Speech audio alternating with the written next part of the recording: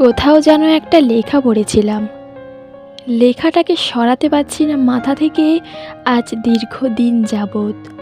কথাটা হচ্ছে এমন, তোমাকে কেউ একজন পেয়েছে মানে আরেকজন তোমাকে কি বীভৎসভাবে হারিয়েছে। লেখাটি খুব ছোট, কিন্তু পৃথিবীর মতো বিশাল গভীরতা এই লেখার মানে। কেউ একজন বছরের পর বছর, মাসের পর মাস, দিনের পর দিন কাউকে পাওয়ার জন্য স্বপ্ন দেখে যাচ্ছে, অপেক্ষা করে যাচ্ছে।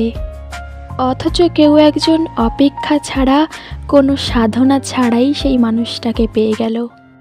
সে জানেও না সে যাকে পেল তাকে কেউ কত শত দিন পাওয়ার জন্য ভিক্ষুকের মতো প্রার্থনা করেছিল।